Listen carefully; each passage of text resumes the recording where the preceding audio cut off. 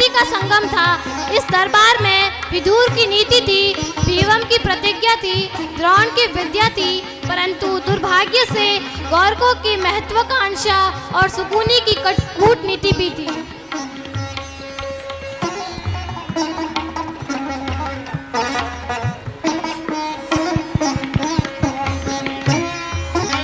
क्या बात है, धर्म न्याय और शांति का कोई पाठ पढ़ाने वाले हो क्या? मैं कैसा पाठ पढ़ाऊंगा? पाठ तो देवकी नंदन श्री कृष्ण ही पढ़ा सकते हैं। तो आइए देखते हैं किस प्रकार श्री वासुदेव धृतराष्ट्र के दरबार में शांति दूत बनकर न्याय का निवेदन करते हैं और कौरवों व पांडवों के बीच युद्ध रोकने का प्रयास करते हैं।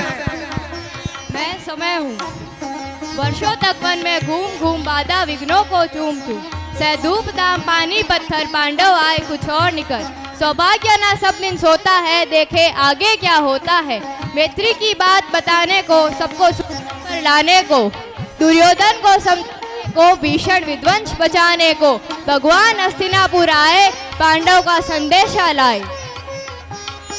महारथी महावीर देवकी नंदन श्री कृष्ण पधार रहे हैं।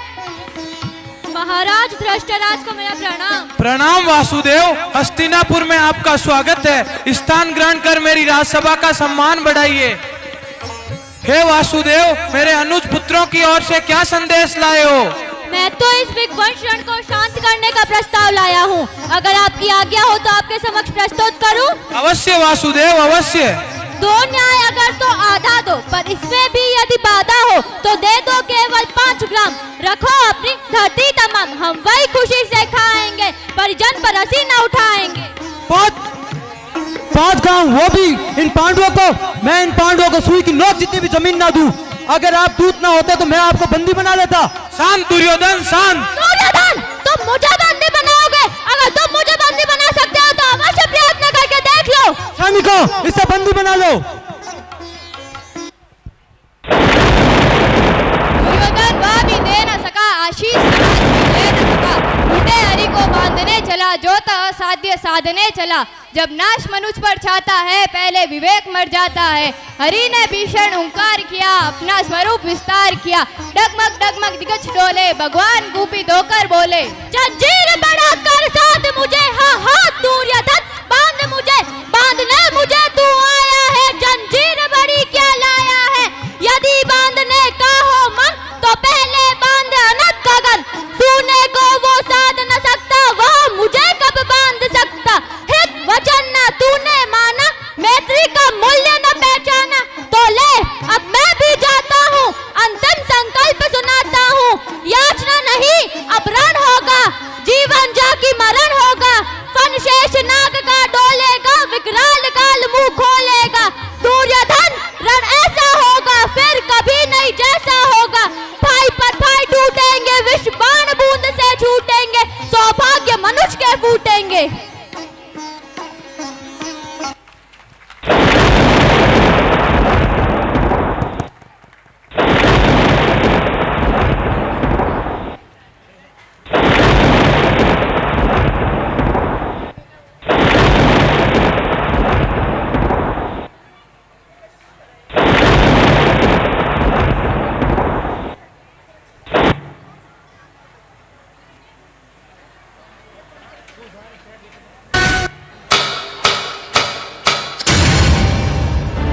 उस दिन कौरवों की राजसभा में अपमानित हुई औरत, एक स्त्री की गरिमा हुई आहत और आरंभ हो गया काल चक्र का सबसे प्रचंड युद्ध, महाभारत।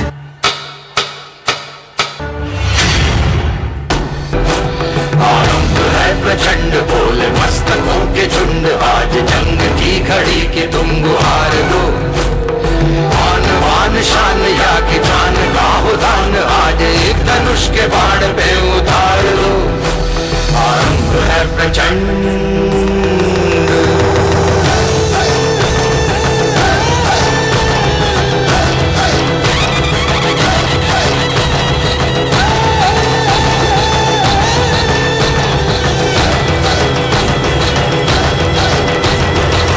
करे सो प्राण दे, जो मन करे सो प्राण ले, वही तो एक सर्वशक्तिमान है। मन करे सो प्राण दे, जो मन करे सो प्राण सर्वशक्तिमान है। विश्व की पुकार है, ये भागवत का सार है कि युद्ध ही तो वीर का प्रमाण है। कौरवों की भीड़ हो या पांडवों का नीड़ हो, जो लड़ सका है वो ही तो महान है। जीत की हवस नहीं, किसी पे कोई वश नहीं, क्या जिंदगी है ठोकरों पे मार दो। मौत अंत है नहीं तो मौत से भी क्यों डरे, ये जाके आसमान में दहाड़ दो। आरंभ है प्रचंड, बोले मस्तकों के झुंड, आज जंग की घड़ी की तुम गुहार दो।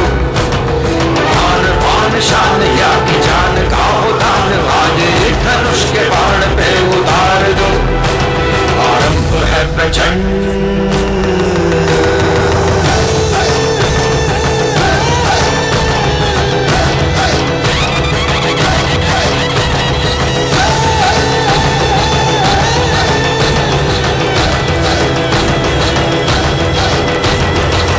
दया का भाव या कि शौर्य का चुनाव, या कि हार का वो घाव, तुम ये सोच लो। वो दया का भाव या कि शौर्य का चुनाव, या कि हार का वो घाव, तुम ये सोच लो। या कि पूरे भाल पर जला रहे विजय का लाल लाल ये गुलाल, तुम ये सोच लो। रंग केसरी हो या मृदंग केसरी हो, या कि केसरी हो। युद्ध प्रारंभ हो गया, लेकिन अर्जुन युद्ध के भावी परिणाम व अपनों से युद्ध द्वंद के कारण युद्ध के लिए तैयार नहीं होता। तब श्री कृष्ण अर्जुन को उपदेश सुनाने आते हैं। हे वासुदेव, मैं मेरे प्रियजनों को मारकर राज की प्राप्ति नहीं कर सकता। इस कार्य के लिए मेरी इंद्रियां मेरा साथ नहीं दे रही है और मेरा धनुष बाण भी कांप रहा है। हे वासुदेव, इस युद्ध को रोको, इस युद्ध को रोको। पार्थ, ज्ञान योगी बनो, इस जीवन को अर्थपूर्ण और समाज के कार्यों में लगाओ। अपने धर्म से भागना शांति प्रति का मार्ग नहीं है।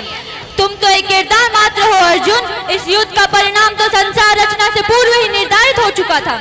अतः यह युद्ध तुम्हारी कर्म भूमि है। यह युद्ध असत्य पर सत्य की, अधर्म पर धर्म की विजेता के लिए रखा गया। माधव, धर्म और अधर्म में क्या अंतर है?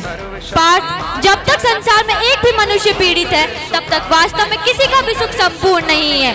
यह जानने पर मनुष्य का मन करुणा से भर जाए, उसे धर्म कहते हैं। जब किसी के ऊपर तमस गुण छाया होता है तो वह दूसरों के प्रति कठोर, निर्दय और स्वार्थी बन जाता है। अपने माने गए सुख के लिए वह दूसरों को दुख प्रदान करता है। उसकी और परमात्मा की गति नहीं होती, अर्थात अधर्म परमात्मा से दूर ले जाने वाले मार्ग का नाम है। परंतु माधव, मैं अब भी अपने प्रियजनों को नहीं मार सकता। पार्थ, सबसे बड़ा सत्य तो मैं ही हूँ। मैं ही सृजन हूँ, मैं ही विलोपन हूँ। यदा यदा ही धर्मस्य ग्लानिर्भवति भारतम अभ्युत्थानम् अधर्मस्य तदात्मानं सृज्यामि। उठो पार्थ, उठो, युद्ध करो। उठो पार्थ।